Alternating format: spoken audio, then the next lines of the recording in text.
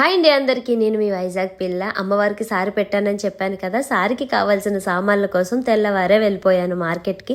అరిసెలు అయితే ముందు రోజే ఆర్డర్ పెట్టుకున్నాను అనమాట. అరిసెలు కూడా అయిపోయి దగ్గరుండి వేయించుకొని మరీ తీసుకొచ్చేసా.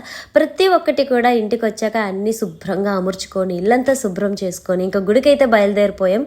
గుడి దగ్గరికి మా వాళ్ళందరూ వచ్చేసారు. ఫస్ట్ టైం ఏమోనండి, చెప్పగానే తప్పకుండా అందరూ వచ్చారనమాట. లేకపోతే ఎవరో ఒకరు మిస్ అయిపోతారు, కానీ అందరూ రావడం చాలా హ్యాపీగా అనిపించింది.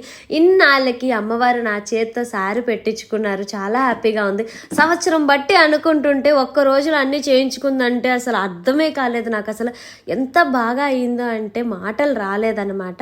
ప్రతి ఒక్కటి కూడా నేను తీసుకెళ్ళింది అమ్మవారికి గర్భగుడిలో అమ్మవారి ముందు పెట్టి కుంకుమ పూజ చేసి అసలు ఎంత బాగా చేశారండి పంతులు గారు. పంతులు గారికి ఇంకొక పూజ ఉండడంలో కొంచెం గాబరగా చేసినట్టు అనిపించిందేమో కానీ ఆ పూజ లేకపోతే ఇంకా బాగా అవునేమో అనిపించింది. అది కూడా సంకష్టార చతుర్థి రోజు పెట్టడం ఇంకా హ్యాపీగా అనిపించింది. పూజ మాత్రం చాలా బాగా చేశారు. ప్రతి ఒక్కటి కూడా అమ్మవారికి సమర్పించి తీసుకొచ్చి మమ్మల్ని బాగా ఆశీర్వదించి పిల్లల్ని అయితే స్కూల్ డ్రెస్సులతోనే తీసుకొచ్చేసాను. ఇంకో టైం లేక నేనైతే ఈరోజు చాలా హ్యాపీ. తీసుకెళ్లిన ప్రతి ఒక్క ఐటమ్ కూడా అంటే ప్రతి ఒక్క సారీ కూడా గుడిలోనే అందరికి పంచేసా. తాంబూలాలు కూడా గుడిలోనే అందరికి మా వాళ్ళందరికి ఇచ్చేసి సారంతా పంచేసా. పిల్లలు కూడా ఫుల్ గా ఎంజాయ్ చేశారు. ఇంకా నాకైతే మాటలు రావట్లేదు, మాటల్లో చెప్పలేకపోయాను. ప్రతి ఒక్కరు కూడా రావడంతో చాలా హ్యాపీగా అనిపించింది. నేను అమ్మవారికి సారీ ఎలా పెట్టానో మీకు ఎలా అనిపించిందో ఒక కామెంట్ చేసేయండి. నేను మీ వైజాగ్ పిల్ల.